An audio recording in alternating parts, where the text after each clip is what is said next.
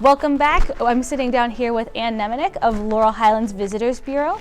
Ann, why don't you start off by telling us a little bit about yourself and what the Bureau is all about?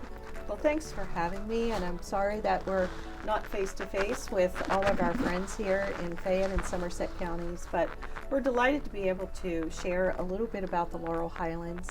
I am the Executive Director of the Visitors Bureau, and we are very proud and honored to be able to market and promote the tourism products in 3 counties, and those comprise Westmoreland, Somerset, and Fayette counties under the umbrella of a brand called Laurel Highlands.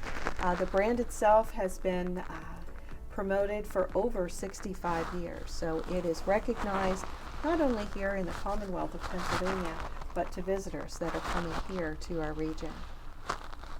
Nice. So tell us a little bit more about Lhvb, the Visitors Bureau.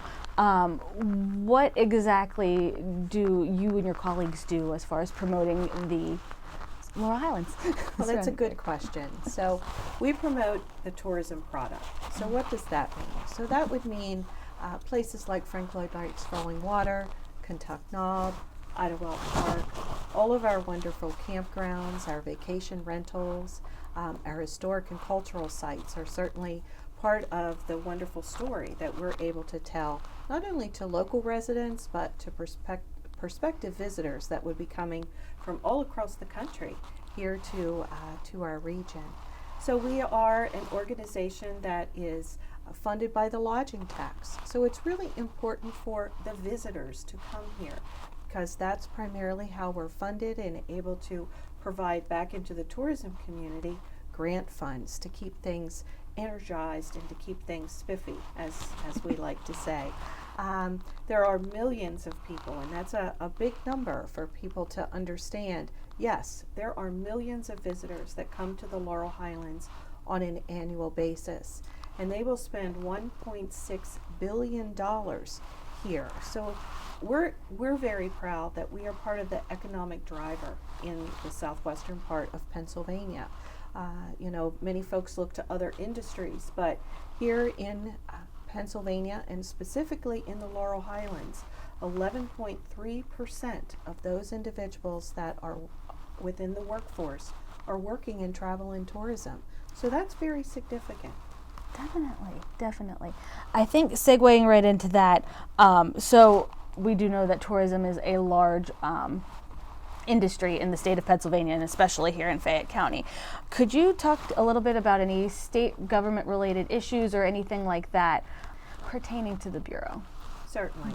Well, first and foremost, I certainly want to thank Representative Dowling for being a strong supporter of travel and tourism. He definitely recognizes that our industry is important, not only here where his constituents are, but across the Commonwealth itself.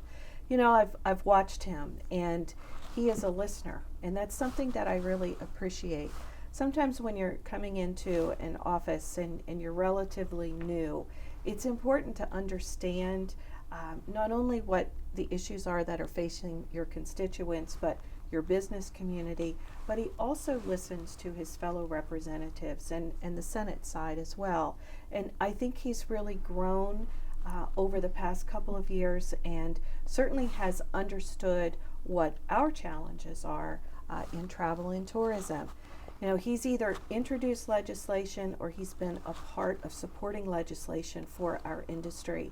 And right now there's a critical House bill that we absolutely need to pass, and it really has to do with the restaurant side of things, and also for our event venues. We really need to bring things back to where they were originally, and that was at a 50% level. We need to have our restaurants being sustained. They've been creative, and it's one of the things that I'm sure he's very proud of as well, to watch businesses in our industry be resourceful. They are imaginative, but they are resilient, and I feel that we will definitely come out on the other side of this, but it takes all of us working together, and we appreciate him spearheading and leading legislation to make that happen. Right. Well, since you touched on it, this is definitely a huge issue facing us today. Could you tell us a little bit how COVID-19 has affected the travel and tourism industry, what things look like now, what we would typically see in a normal year around this time of year, what kind of precautions are being taken in the industry? Certainly.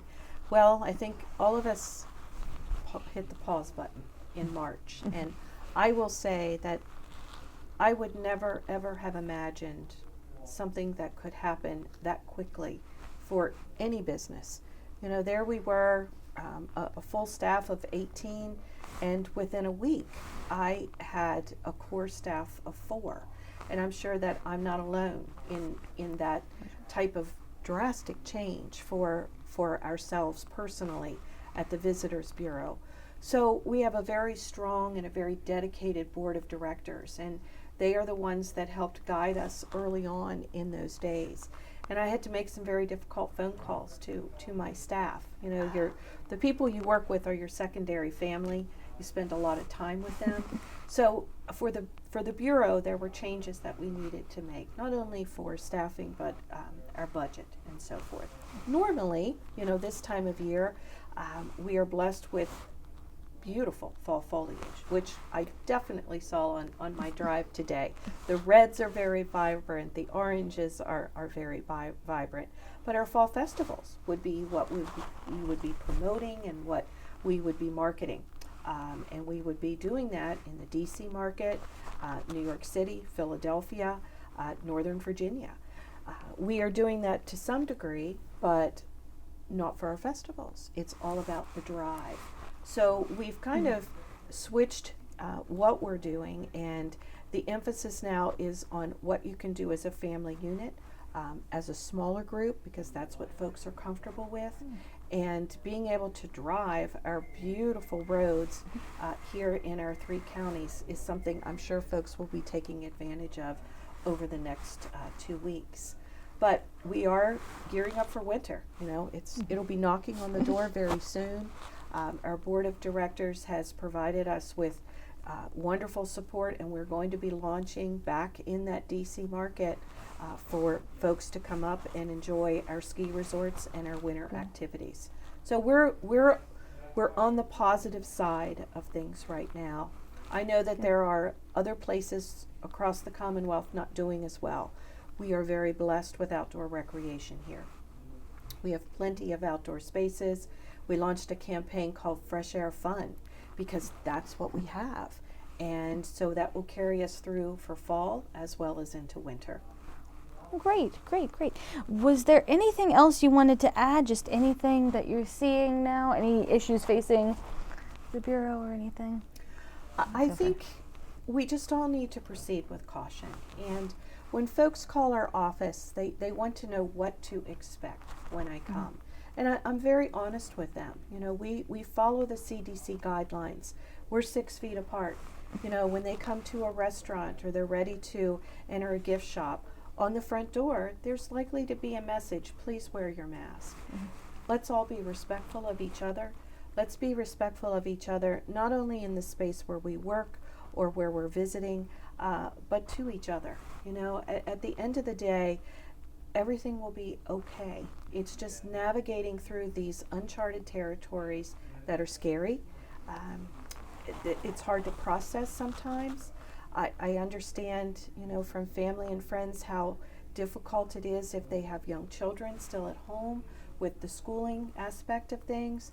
But at the end of the day, when you open your door and you step outside and you get in your car and you take a drive, suddenly those things are behind you. And that's what's important. We just need to move forward, and we look forward to bringing visitors back to the Laurel Highlands. It's happening. I can assure everyone it is happening. Our statistics are showing an uptick in travel back to the Laurel Highlands beginning in June. July was higher. August was even higher. So we anticipate the numbers for June to really start to continue to be on the more positive side. And that's awesome. Encouraging for all of us. Awesome, awesome. Well, great. Well, thank you so much for coming here and spending some time with us today. Anne, what is the best way for someone to either get in touch with you or see what's going on with the borough or anything like that? Sure, two easy ways.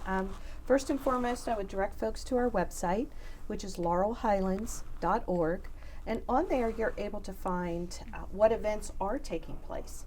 For instance, our craft beverage folks throughout the whole region have lots of events on weekends. So there are things to be able to see and do. Our history and our cultural sites are beginning to open. Again, we'll have up-to-date information on our website so you can do some planning. You can also book a getaway for maybe a cabin rental or something like that on our website. Secondly, feel free to call our office. It's 724-238-5661. Someone will answer your call 7 days a week and be able to answer any specific questions that you had. And finally, we have a destination guide. So I encourage folks to pick that up. They can get one here, or they can get one at local outlets and some hotels and restaurants throughout the region. So that's a handy resource just to have in your car to be able to do some planning. Great, great. Well, thank you so much, Anne. We appreciate you coming in today. My pleasure.